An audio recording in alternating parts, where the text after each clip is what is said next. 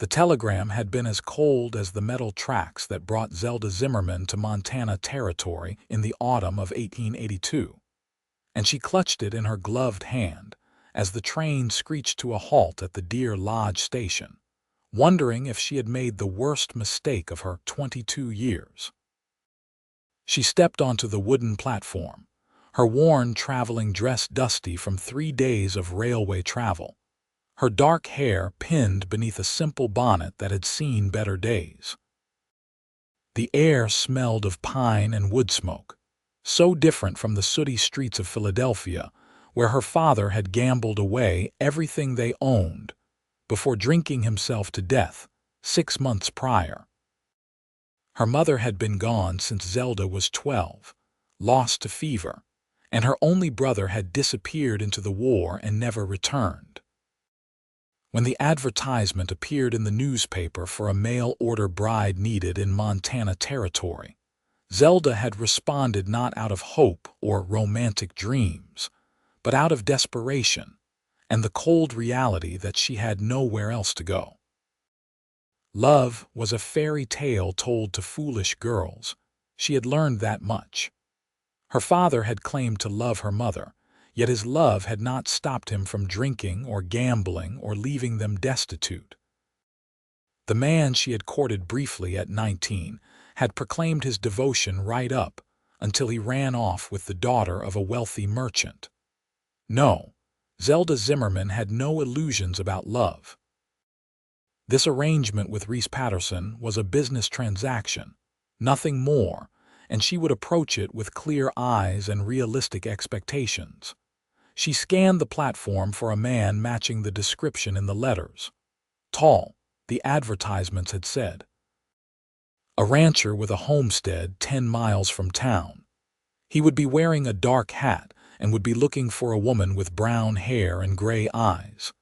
That description could fit half the women in America, Zelda had thought when she sent her own details, but she supposed it did not matter much. He needed a wife to help run his household, and she needed shelter and security. The specifics of their appearances were secondary concerns. A man approached her then, and she knew immediately it was him. He stood well over 6 feet, with broad shoulders that spoke of years of hard physical labor. His face was weathered by sun and wind, with lines at the corners of his eyes that suggested he might smile often, though he was not smiling now. He looked to be perhaps 28 or 30, with light brown hair visible beneath his dark hat and eyes that were a striking shade of blue. He held his hat respectfully in his hands as he stopped a few feet away. "Miss Zimmerman." His voice was deep and quiet, almost hesitant. "Yes, Mr. Patterson, I presume." She kept her own voice steady and businesslike. "Reese, please." He gestured to a wagon waiting nearby. "I hope your journey was not too difficult. I have the wagon ready. It is about a 2-hour drive to the ranch." She nodded, allowing him to take her single battered trunk. She had so few possessions left that everything she owned fit into one piece of luggage. If he noticed how light her belongings were, he was gentleman enough not to comment. The wagon ride began in silence. Zelda studied the landscape as they left the small town behind. Mountains rose in the distance, their peaks already dusted with early snow. The valley spread before them, golden with autumn grass, dotted with cattle and stands of cottonwood trees along the creeks. It was beautiful in a wild, untamed way that made her chest tighten with something she could not name. "The ranch has been in my family for 8 years now," Reese said finally, breaking the silence. "My father started it, but he passed 2 years ago. Heart gave out. My mother followed 6 months later. I think she just could not bear to be without him." Zelda felt a pang of sympathy despite her determination to keep this arrangement purely practical. "I am sorry for your loss. Thank you." He paused, seeming to choose his words carefully. "I know this situation is not what most women dream of, coming out here to marry a stranger. I want you to know that I will do my best to be a good husband. I will provide for you, protect you, and treat you with respect. I hope that in time we might become friends, if nothing else." Friends. That was a reasonable goal, Zelda supposed. Better than the cold indifference or outright cruelty she had feared. "I appreciate your honesty, Mr. Patterson. I will do my best to be a good wife and to earn my place here." "Reese," he corrected gently, "and you do not have to earn anything. You agreed to come all this way." "That takes courage." She did not feel courageous. She felt tired and scared and completely out of her depth, but she would not show him that. She had learned young that showing vulnerability only invited people to take advantage. "When is the wedding to take place?" "The Reverend can perform the ceremony day after tomorrow, if that suits you. I thought you might want a day to settle in and rest from your travels first. You will have your own room until then, of course." "That is very considerate." She was surprised by his thoughtfulness. Most men in his position would have married her immediately to make the arrangement legal and binding. The ranch came into view as they crested a rise. The house was larger than she expected, a solid two-story structure built of logs with a covered porch that wrapped around the front. There was a barn, a chicken coop, and several other outbuildings she could not identify.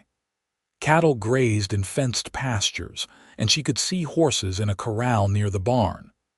"It is not fancy, but it is solid and warm," Reese said, and she heard a note of pride in his voice. 200 acres of good grazing land, a creek that runs year-round, and enough timber to keep us in firewood through the worst winters.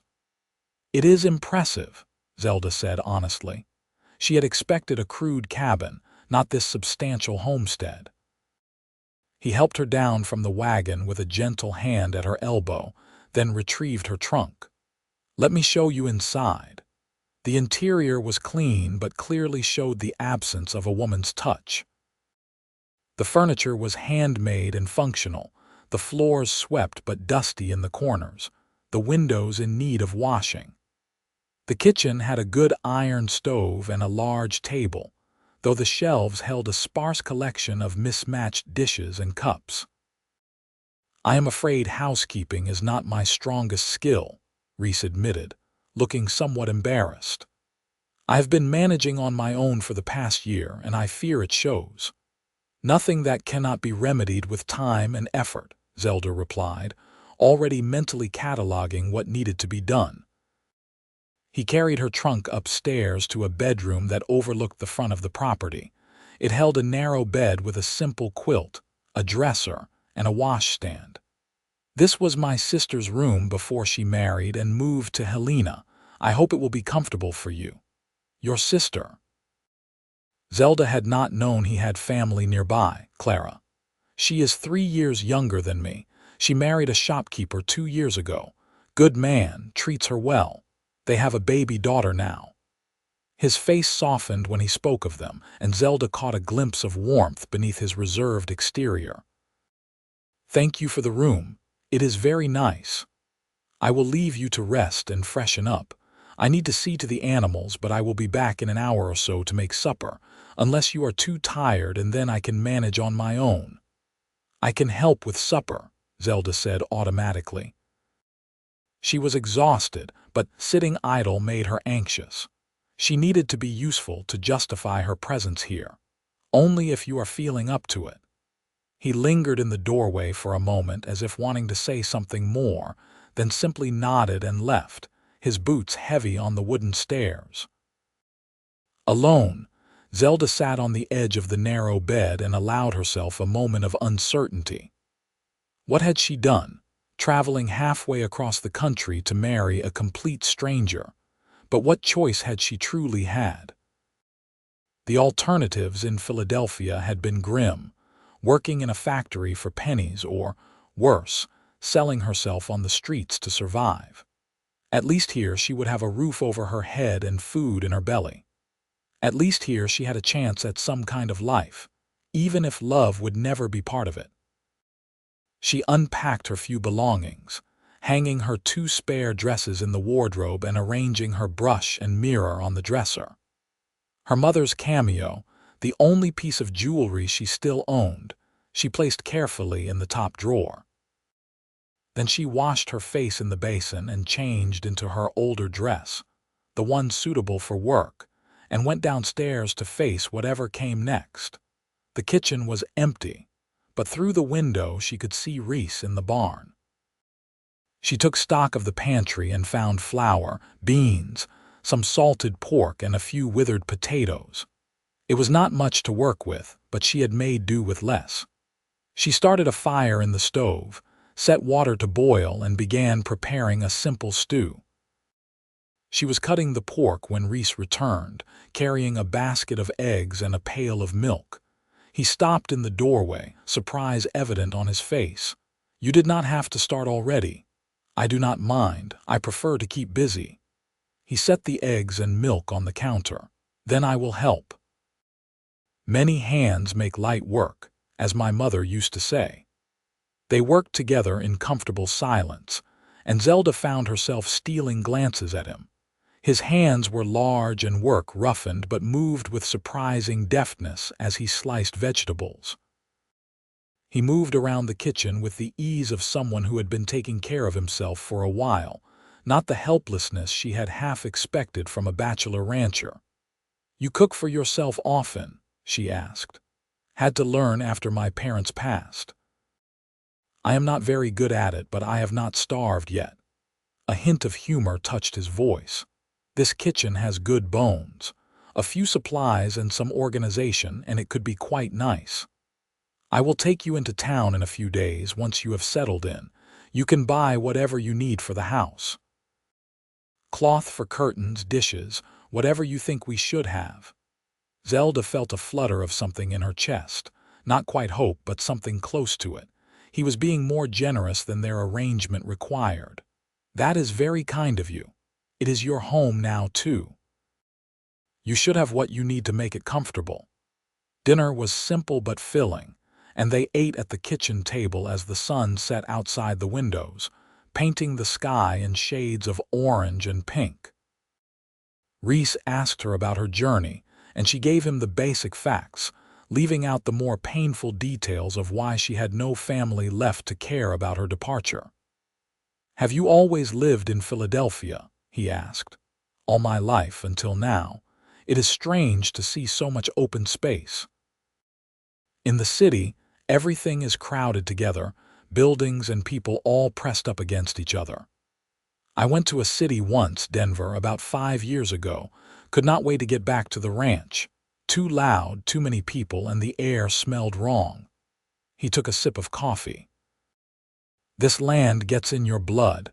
The quiet, the space to breathe. I hope you will come to like it here." "I am sure I will adapt." She kept her voice neutral, but truthfully, she already felt the appeal of this place. There was a peace here that she had never known in the city. After dinner, Reese insisted on washing the dishes while she dried and put them away. It was such a small thing, this shared domestic task, but it felt oddly intimate. Their hands brushed occasionally as they worked, and each time Zelda felt a little jolt of awareness that confused her. "I usually turn in early," Reese said when the kitchen was clean. "Ranch work starts before dawn, but you should rest as much as you need. Tomorrow you can explore the place, get your bearings. What time do you usually rise?" "About 5. Then I will have breakfast ready at 5:30. He looked at her with something like surprise. "You do not have to do that right away. Take time to adjust."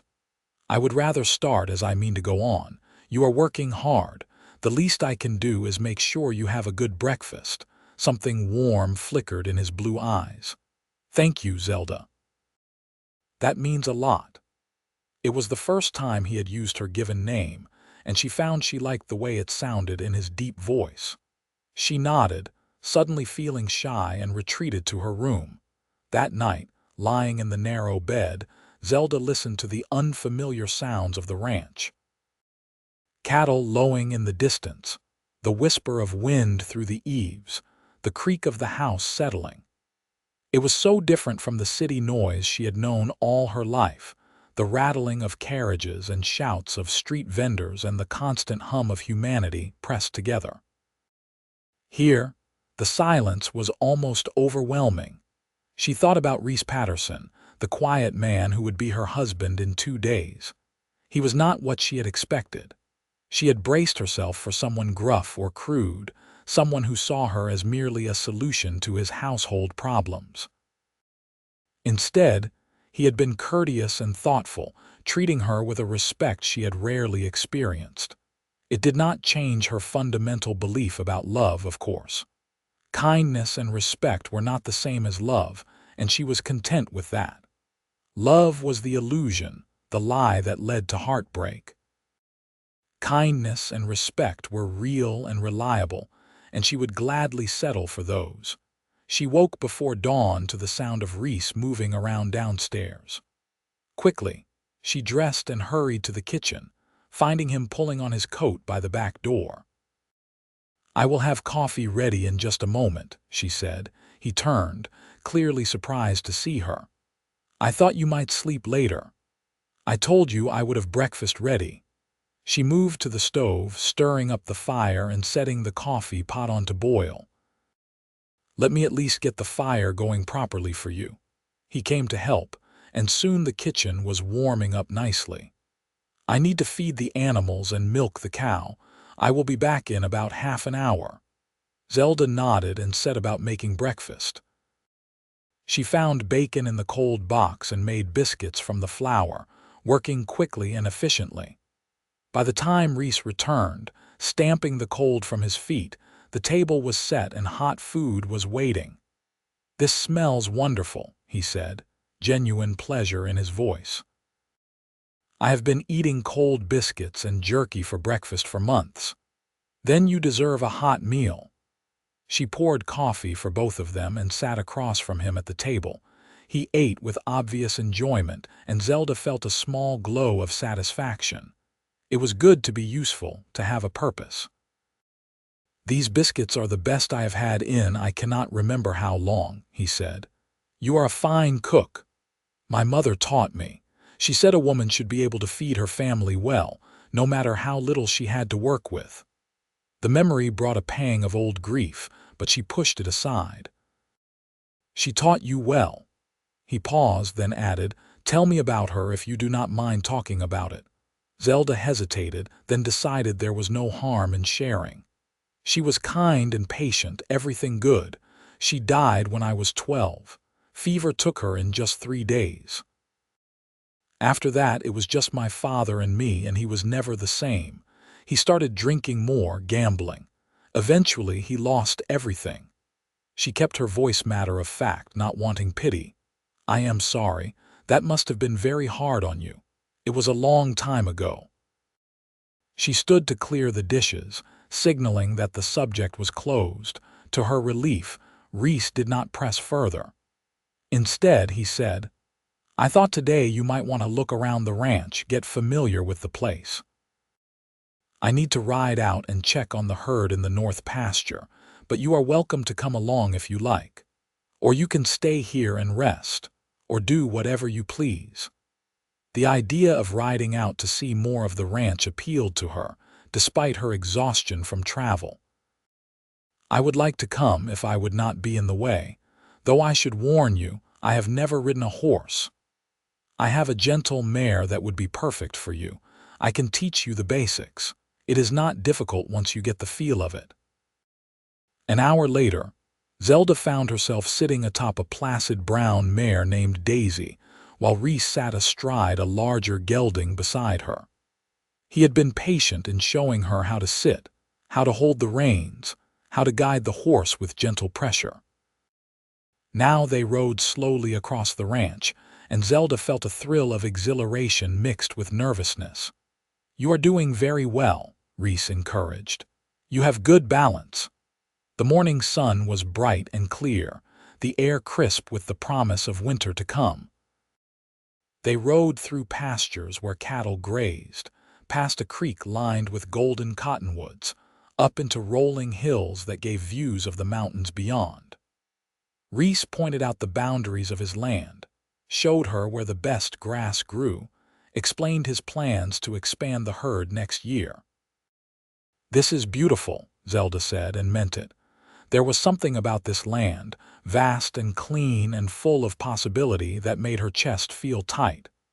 "It is the most beautiful place I know," Reese agreed. "Every season has its own character.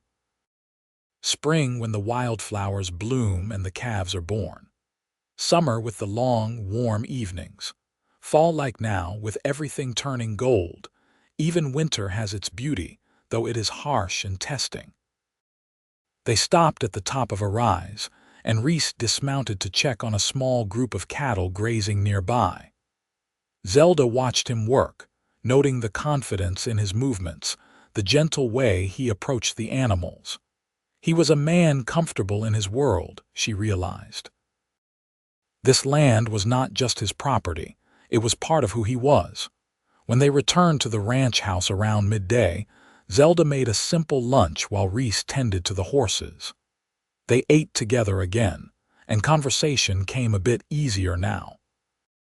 He asked her about her interests, and she admitted she loved to read when she could get books, that she enjoyed gardening, though she had never had space for more than a window box in Philadelphia. "There is room for a good garden here," Reese said. "My mother had one near the house. It has gone to weeds the past couple years, but the soil is good. You could plant vegetables, flowers, whatever you like." "I would like that very much." After lunch, Reese returned to his work, and Zelda began the task of thoroughly cleaning the house. It felt good to work, to scrub floors and wash windows and beat the dust from rugs. This would be her home, and she wanted it to feel like one. She worked until her arms ached, only stopping when Reese came in at sunset, looking tired and dusty from a day of hard labor. "You have been busy," he said, looking around the noticeably cleaner kitchen with appreciation. "I have barely made a dent, but it is a start. You do not have to do everything at once, you know. The house has been this way for 2 years. Another week or month will not matter." "I do not mind. I like staying busy." It was true, but it was also that staying busy kept her from thinking too much, from wondering if she had made the right choice, from feeling the loneliness that threatened at the edges of her consciousness. That evening followed the pattern of the previous one, with shared meal preparation, quiet conversation, and an early bedtime. But that night, lying in her narrow bed, Zelda felt something shift inside her. Reese Patterson was a good man, she was beginning to realize. A truly good man, not just someone presenting a false front. And this ranch, this wild, beautiful place, was starting to feel like it could be home, but she still did not believe in love. Respect, yes. Partnership, certainly.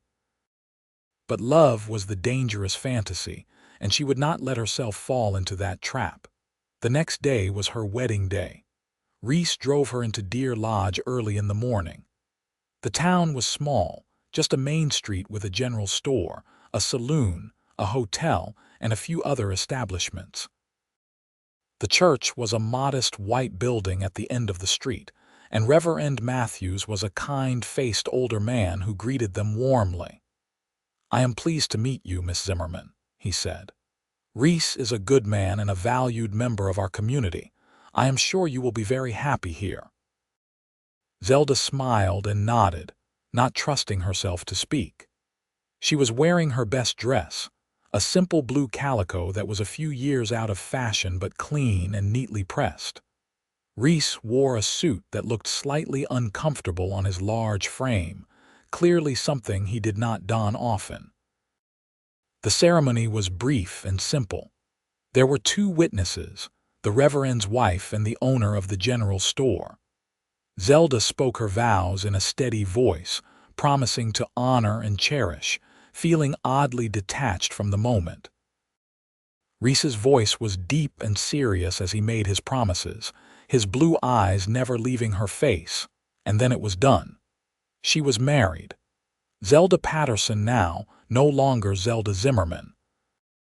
The Reverend pronounced them husband and wife, and Reese leaned down to place a chaste kiss on her cheek, his lips barely brushing her skin.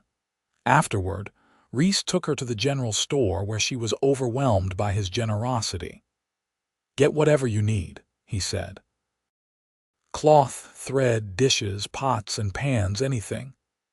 "I cannot let you spend so much," she protested, but he was firm. "You are my wife now. What is mine is yours. Please, I want you to have what you need." She selected carefully, but did choose several practical items: fabric for curtains and a new dress, some kitchen supplies, a few books from the limited selection. The storekeeper, a friendly woman named Mrs. Callahan, was effusive in her welcome. "It is so good to see Reese with a wife finally," she said. "He has been alone too long. You must come to the ladies' social next week. We meet every Wednesday at the church. It will be a good way for you to meet the other women in the area." Zelda thanked her and promised to consider it, though the idea of socializing with strangers made her anxious. They had lunch at the small hotel restaurant, and several people stopped by their table to offer congratulations and welcome Zelda to the community. Everyone seemed to know Reese and to hold him in high regard. "He helped me bring in my hay last summer when I broke my leg," one rancher said. "Would not take a penny for it either." Another woman added, "When the winter was so harsh 3 years ago and we nearly ran out of food, Reese brought us supplies from his own stores. Probably saved our lives." Each story painted a picture of a man who was deeply good, who helped others without thought of reward. Zelda watched her new husband deflect the praise with obvious embarrassment and felt something warm unfurl in her chest. She firmly tamped it down. Admiration was acceptable. Anything more was dangerous. The drive back to the ranch was quiet. The wagon bed was full of their purchases, and Zelda felt strange wearing the thin gold band on her finger that Reese had placed there during the ceremony. She was a married woman now. The reality of it was just beginning to sink in. "I want you to know," Reese said as they neared the ranch, "that I do not have any expectations. Of tonight, I mean." His ears were red, clearly embarrassed by the topic. "I know this is all very sudden and strange for you. I am happy to give you all the time you need to feel comfortable." Zelda felt a rush of gratitude and relief. "Thank you.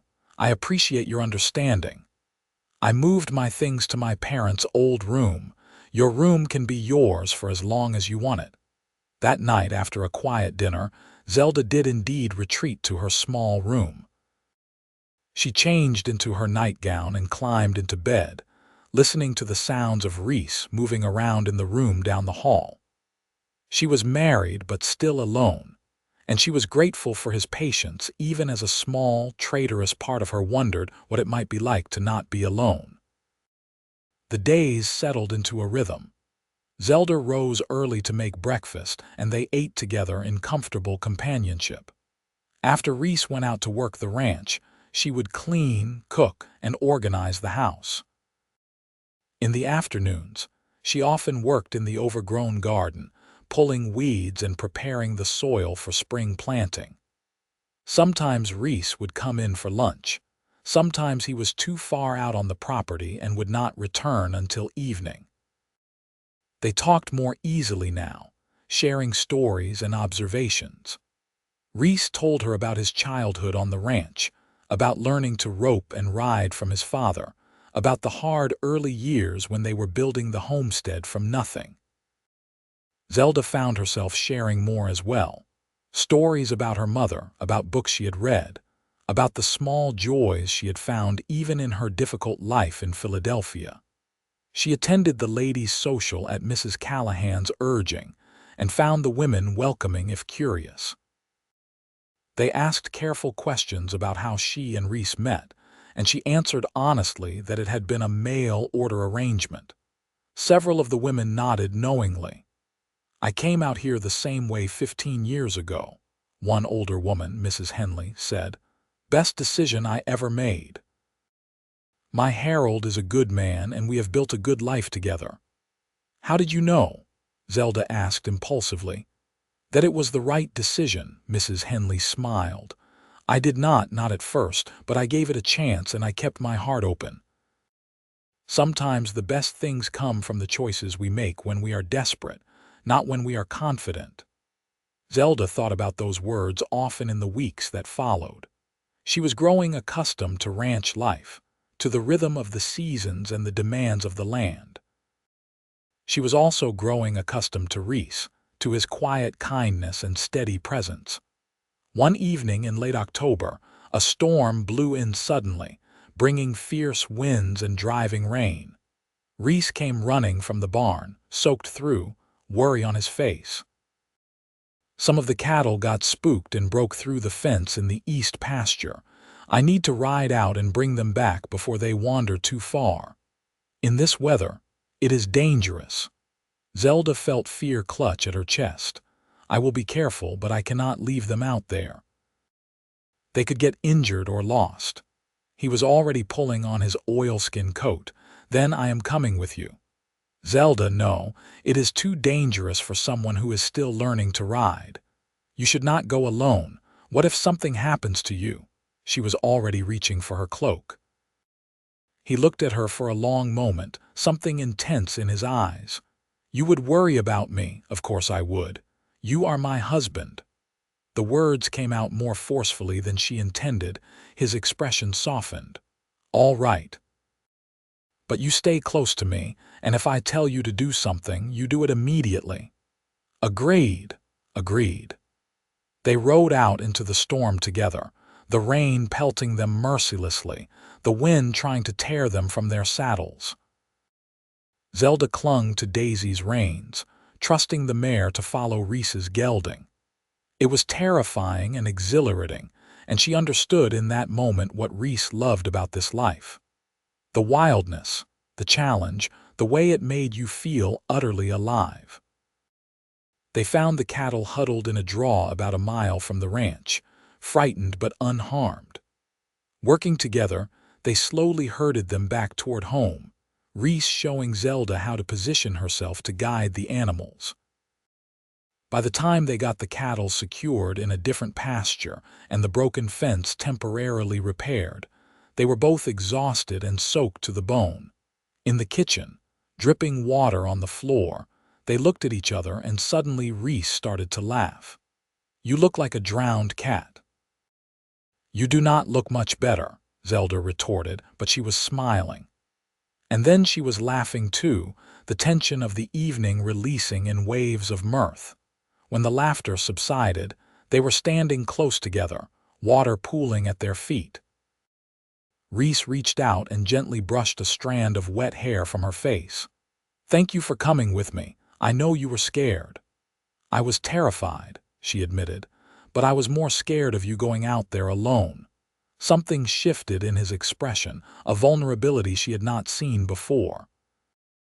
"Zelda, I know this marriage is not what you wanted.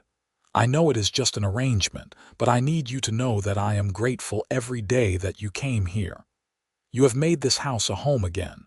You have made my life better in every way." Her heart was pounding and she felt the walls she had so carefully constructed beginning to crack. "Reese, you do not have to say anything. I just wanted you to know." He stepped back, breaking the moment. "We should get out of these wet clothes before we catch our death." That night, lying in her bed, Zelda could not stop thinking about the way he had looked at her, the tenderness in his touch. She was beginning to feel things she had sworn she would never feel, and it terrified her. Love was not safe. Love led to pain, but what if Mrs. Henley was right? What if she kept her heart closed, she would miss something precious. November brought the first real snow, transforming the ranch into a wonderland of white. Zelda discovered a love of this winter landscape, the way the sunlight sparkled on the snow, the absolute quiet of a winter morning. She and Reese worked together to prepare for the harsh weather ahead, stocking the root cellar, making sure there was plenty of firewood, checking that the barn was secure. One afternoon, When Reese came in from feeding the animals, he found Zelda in the kitchen making cookies. The warm smell of sugar and vanilla filled the house. "Those smell wonderful," he said, hanging up his coat. "They were my mother's recipe. I thought you might enjoy them." She pulled a tray from the oven, the cookies golden brown and perfect. He tried one while it was still warm, and his eyes closed in appreciation. "These are incredible. I am glad you like them." She felt absurdly pleased by his enjoyment. "Zelda." He set down the cookie and looked at her seriously. "Can I ask you something?" "Of course." "Are you happy here?" The question surprised her. "Why do you ask?" "Because I want you to be happy. I know this life is not easy, and I know this was not the marriage you dreamed of, but I hope that you have found some contentment here." She considered her answer carefully. "I am happier than I have been in a very long time. This place, this life, it is more than I expected. You are more than I expected." "What do you mean?" "I thought this would be a cold arrangement, a business transaction, but you have been kind and patient and generous. You have given me a home and treated me with respect.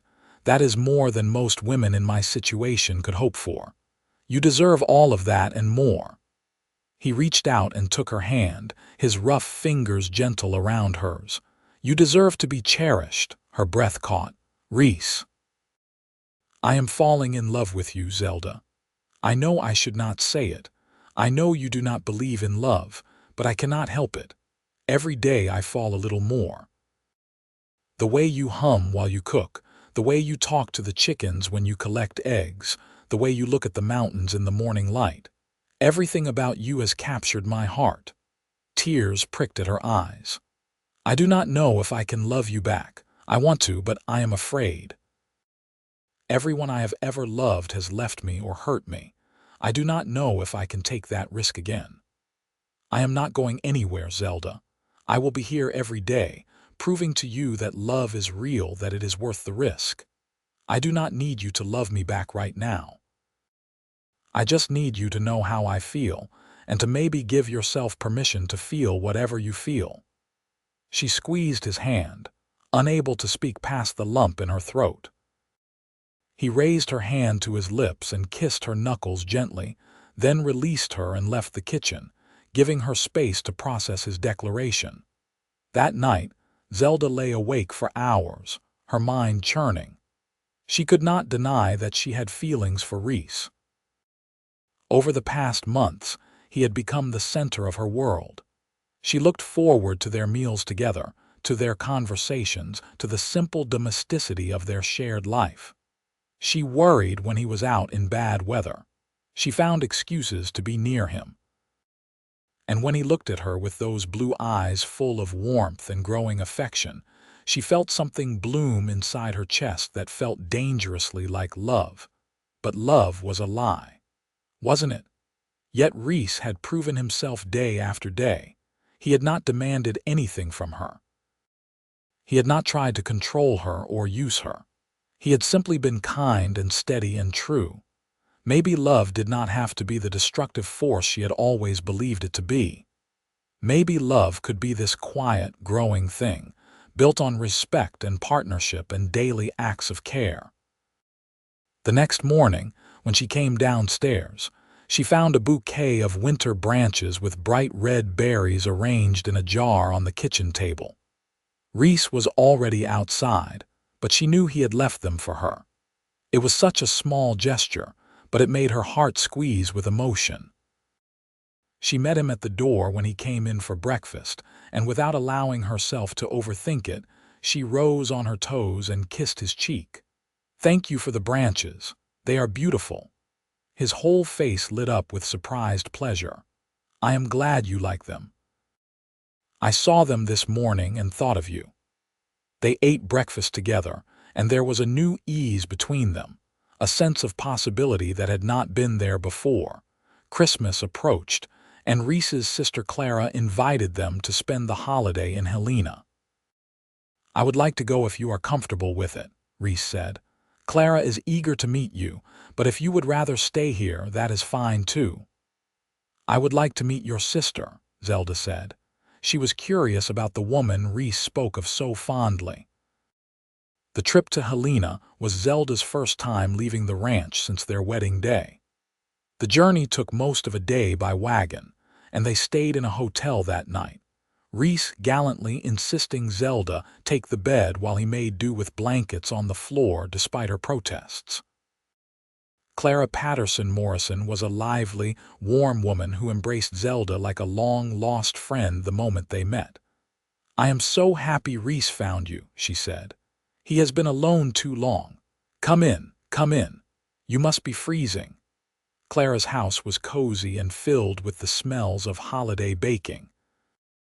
Her husband, Daniel, was a quiet, scholarly man who ran a bookstore in town, and their baby daughter, Emma, was a chubby, cheerful infant who immediately captured Zelda's heart. "She is beautiful," Zelda said, holding the baby carefully.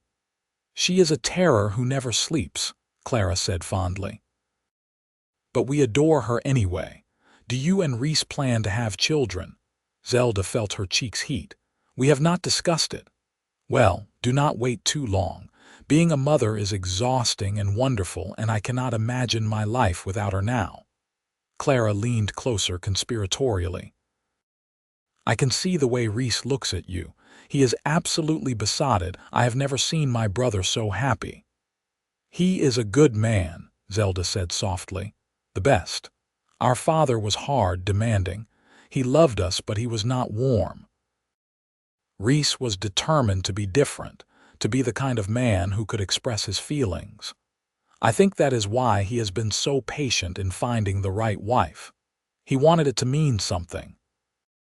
That evening, as they all sat around the fire exchanging small gifts, Zelda felt a sense of family that she had not known since her mother died.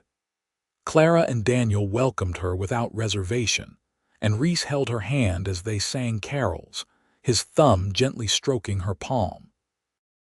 When they were back in their hotel room that night, Zelda turned to Reese. "Your sister is wonderful. Thank you for bringing me to meet her. I am glad you like her. She certainly likes you. She pulled me aside earlier and told me I had better treat you right or she would box my ears." He smiled at the memory. Zelda laughed. "I like her even more now." They stood facing each other in the small room, the air between them charged with possibility. "Zelda," Reese said quietly, "can I kiss you? A real kiss, not just on the cheek," her heart hammered in her chest. "Yes," she whispered. He stepped closer, cupping her face in his large, gentle hands. He bent down slowly, giving her time to change her mind, and then his lips met hers. The kiss was soft and sweet, tentative at first, then deepening as Zelda rose up to meet him. She had been kissed before, but never like this, never with such tenderness and reverence. When they finally pulled apart, both of them were breathing hard. "I love you," he said again, his forehead resting against hers. "I will love you every day for the rest of my life." The walls around her heart crumbled completely.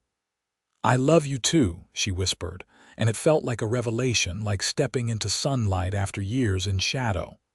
"I am terrified, but I love you." He kissed her again, deeper this time, and she felt the last of her resistance melt away. "Do not be terrified. I will never hurt you.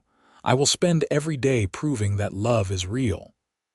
That night, they became husband and wife in truth, and Zelda discovered that love could be joyful and tender, that it did not have to hurt. In Reese's arms, she felt cherished and safe and whole. They returned to the ranch after Christmas, and everything felt different now. They moved Zelda's belongings into the larger bedroom, and she fell asleep each night in Reese's arms, feeling more at peace than she had ever thought possible. Winter deepened, and they spent long evenings by the fire, reading or talking or simply sitting together in comfortable silence. Reese taught her to play chess, and she taught him card games her mother had shown her. They made plans for the spring, discussing where to plant the garden and how many calves they expected. One February evening, as a blizzard raged outside, they sat curled together on the sofa, Zelda's head on Reese's shoulder. "I have been thinking," she said, "about what Clara said about children." She felt Reese tense slightly. "What about it?" "I think I would like to have a baby. Not right away necessarily, but someday, if you want that too." His arms tightened around her. "I would love that. I would love to have children with you." "I want them to know they are loved," she said fiercely. "I want them to grow up feeling safe and cherished the way I never did." "They will. We will make sure of it." He kissed the top of her head. "You are going to be an amazing mother." Spring came slowly to Montana, the snow reluctant to release its grip. But eventually the ice melted, the creeks ran high, and the first brave flowers pushed through the soil. Zelda threw herself into the garden with enthusiasm, planting vegetables and flowers, creating beauty from the bare earth. One warm May morning, as she was working in the garden, a wave of nausea hit her. She sat back on her heels, puzzled, and then realization dawned. She had not had her monthly courses in quite some time. Could she be pregnant already? She said nothing to Reese until she was more certain, but over the next few weeks the signs became unmistakable. The nausea, the exhaustion, the tenderness in her breasts. Finally, she told him one evening after dinner, "Reese, I think I am going to have a baby." He froze, his coffee cup halfway to his mouth. "What? Are you sure?" "Fairly certain. All the signs are there." He set down the cup carefully, then crossed to her and pulled her into his arms, lifting her off her feet and spinning her around. "A baby, Zelda, this is wonderful." She laughed, clinging to him. "I am happy too, but I am also nervous. What if I am not a good mother? What if I do not know what to do?" "You will be wonderful," he said firmly. "And you will not be alone. I will be here every step of the way." They made the trip to Deer Lodge to see the doctor, who confirmed what Zelda already knew.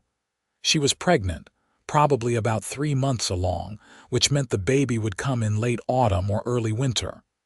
"You need to take it easy," the doctor cautioned. "No heavy lifting, plenty of rest." Reese took the instructions seriously, much to Zelda's amusement and occasional frustration. He would not let her carry anything heavier than a basket of eggs. He insisted she rest every afternoon. He worried constantly, hovering until she had to shoo him away, but his devotion touched her deeply. Every night, he would talk to her growing belly, telling their unborn child about the ranch, about the mountains, about how much they were already loved. He read to her in the evenings, his deep voice soothing. He brought her wildflowers and made her favorite foods when the nausea allowed her to eat. "You are going to spoil me," she protested one day when he brought her breakfast in bed yet again. "That is the idea," he replied, kissing her forehead. "I want you to feel treasured every single day." Summer was busy with ranch work, but Reese hired a local boy to help with the heavy labor so he could spend more time near the house, close to Zelda. She spent the warm months sewing baby clothes and preparing a nursery in one of the empty bedrooms. Clara came to visit in August, bringing gifts and advice, and Zelda was grateful for her friendship. "Being pregnant is strange," Zelda confided as they sat on the porch one afternoon, Clara holding a squirming Emma while Zelda rubbed her swelling belly. "I feel so huge and awkward, but also incredibly powerful. I am growing a whole person inside me." "Wait until the baby comes," Clara said with a laugh. "Then you will really understand power. There is nothing like the moment you hold your child for the first time. It changes everything." As autumn painted the landscape in gold and red, Zelda grew larger and more uncomfortable. The baby was active, kicking and moving, and sometimes she and Reese would lie in bed with his hand on her belly, marveling at the life they had created together. One night in late November, Zelda woke to sharp pain in her abdomen. She lay still for a moment, wondering if it was just the baby moving, but then another pain came, stronger this time. "Reese," she said, shaking his shoulder, I think it is time." He was awake immediately, his face pale in the moonlight. "Are you sure? It is early yet, is it not? The baby does not seem to care." She gasped as another contraction hit. Reese rode into Deer Lodge through the dark to fetch the doctor and Mrs. Henley, who had agreed to help with the birth. Zelda spent the time pacing the bedroom, breathing through the contractions, trying not to be afraid. Women did this every day, she reminded herself. She could do this too. By the time Reese returned with help, the contractions were coming closer together. Mrs. Henley took charge with calm efficiency, and the doctor examined Zelda and declared that everything was progressing normally. The labor was long and hard. Zelda had never experienced pain like this, waves of agony that seemed endless. But Reese stayed by her side the entire time, holding her hand, wiping her face with a cool cloth, whispering encouragement. "You are so strong," he told her. "So brave. I am in awe of you." Finally, as dawn broke over the mountains, their baby entered the world with a lusty cry. "It is a boy," the doctor announced, placing the squalling infant on Zelda's chest. Zelda looked down at her son, this tiny perfect person with a scrunch face and waving fists, and felt love crash over her like a wave. "He is beautiful," she whispered. "He is perfect," Reese agreed, his voice thick with emotion. He leaned down to kiss Zelda's forehead, then gently touched their son's tiny hand. The baby's fingers immediately wrapped around Reese's larger finger, and Zelda saw tears slide down her husband's cheeks. "Thank you," he said. "Thank you for this incredible gift." They named him Robert, after Reese's father, and he was a healthy, happy baby who quickly became the center of their world. Reese was a devoted father, changing diapers and walking the floor with Robert when he cried at night, singing lullabies in his deep voice. Watching her husband with their son, Zelda often found herself overwhelmed with emotion. This was what love looked like, she realized. Not the passionate declarations of her youth, but this steady, daily devotion. Reese got up every morning and chose love, chose her, chose their family. He worked hard to provide for them, but he was never too busy or too tired to hold her or play with Robert or help with the endless tasks of running a household. One evening, when Robert was about 6 months old and sleeping peacefully in his cradle, Zelda and Reese sat together on the porch watching the sun set over the mountains. "Do you remember when I told you I did not believe in love?" she asked. "I remember. I was so wrong. You showed me every single day that love is real, not the fairy tale kind from books, but something better, something solid and true and lasting. You proved it with every kind word, every thoughtful gesture, every moment you chose me." He pulled her close, kissing her temple. "Loving you is the easiest thing I have ever done. You are my heart, Zelda.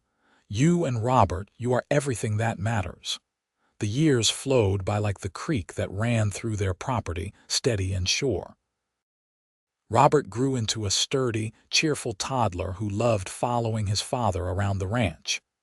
Zelda became pregnant again when Robert was 2, and this time the labor was easier, bringing them a daughter they named Rose.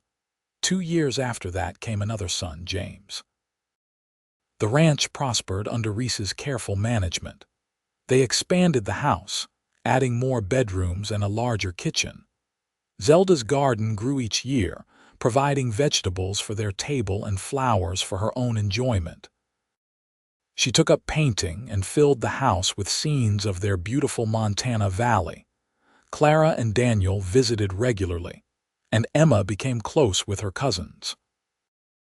The community in Deer Lodge embraced the Patterson family, and their ranch became known for its hospitality, often hosting travelers or helping neighbors in need. On their 10th wedding anniversary, Reese surprised Zelda with a party. The house was filled with friends and neighbors, food and laughter. As Zelda looked around at the full house, at her 3 healthy children, at the community they had built, she felt a contentment so deep it brought tears to her eyes. "Are you all right?" Reese asked, slipping his arm around her waist. "I am more than all right. I am happy, truly, deeply happy. Do you know, 10 years ago I was the most miserable person in the world. I thought my life was over. I thought I knew what the world was, what love was. I was so wrong about everything.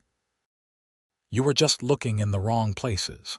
Love was waiting for you here in this wild place with me. You proved it to me every day. You still do. Every single day you show me that love is real and good and worth everything." He kissed her, long and sweet, and someone in the crowd whistled and called out teasing remarks. They broke apart laughing, and the party continued late into the night. As the years passed, the children grew. Robert became tall and serious like his father, with a natural gift for working with animals. Rose was artistic and gentle, spending hours in the garden or painting. James was the adventurous one, always exploring and getting into scrapes.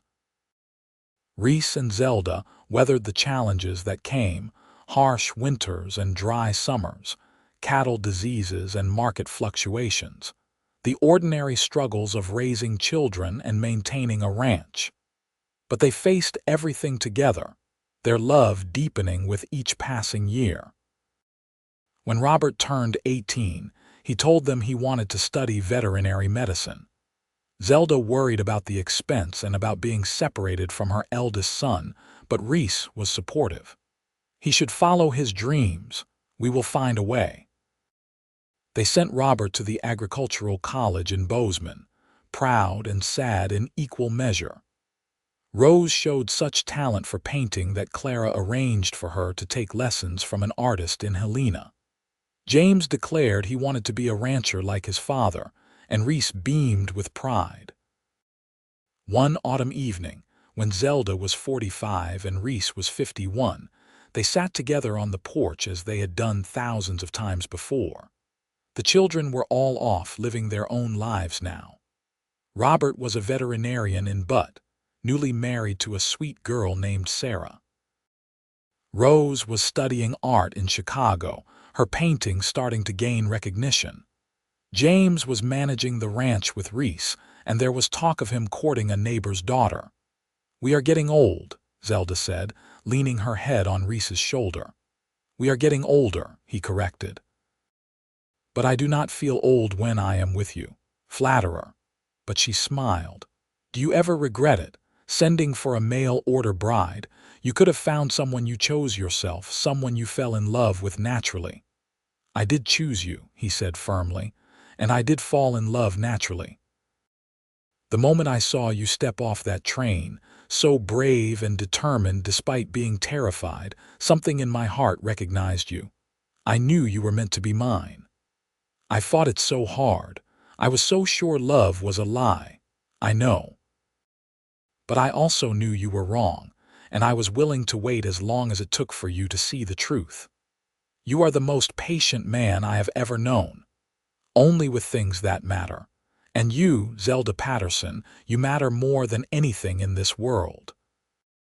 She turned her face up to kiss him, this man who had given her everything, who had shown her that love was not the destructive force she had feared, but the foundation upon which a beautiful life could be built. The years continued their steady march. Zelda became a grandmother, delighting in Robert's 2 children and eventually James's 4. Rose married a fellow artist and had a daughter. The ranch continued to thrive under James's management, while Reese gradually stepped back, content to advise and help, but no longer bearing the full weight of the work. Reese and Zelda took up traveling in their later years, visiting their children and grandchildren, seeing parts of the country Zelda had only read about. But they always came home to Montana, to the ranch that had been the setting for their love story. On their 50th wedding anniversary, their children threw them a massive party. The ranch was filled with family and friends, Generations gathered to celebrate. Zelda, her hair now silver but her eyes still bright, stood with Reese as their grandchildren performed a little play they had written about their grandparents' courtship. 50 years, Reese said wonderingly as they danced together that evening, his steps slower now but still sure. It feels like both forever and no time at all. I would do it all again, Zelda said. Every moment, every challenge, every joy, as long as it was with you. I love you more today than I did 50 years ago. I did not think that was possible, but it is true. Every day with you has been a gift. They continued to dance. As the sun set over the mountains they both loved, surrounded by the family they had created, living proof that love was not a lie but the truest thing in the world. Reese passed away peacefully in his sleep at the age of 83, with Zelda holding his hand. She mourned him deeply, but she did not regret a single day they had shared. He had given her a lifetime of love, had proven with 55 years of devotion that love was real and lasting and worth every risk. Zelda lived another 5 years, spending her time with her children and grandchildren, painting and gardening and telling stories about the man who had captured her heart all those years ago. When she passed at 88, she went peacefully, ready to be reunited with her beloved Reese. They were buried side by side on a hill overlooking the ranch, their headstones simple but engraved with words their children chose. He proved love was real. She learned to believe. Together they built a life of devotion. The ranch continued under James's stewardship, passed down through the generations, a testament to what Reese and Zelda had built together. And in the stories told around dinner tables and passed from grandparents to grandchildren, their love story lived on, a reminder that sometimes the greatest love stories begin not with passion but with patience, not with certainty but with hope, and that real love proves itself not in grand gestures but in the steady devotion of every single day. Zelda had arrived in Montana territory believing love was a lie, a cruel fairy tale told to foolish girls. But Reese Patterson, with his quiet strength and unwavering devotion, had shown her the truth. Love was real. Love was patient and kind and enduring.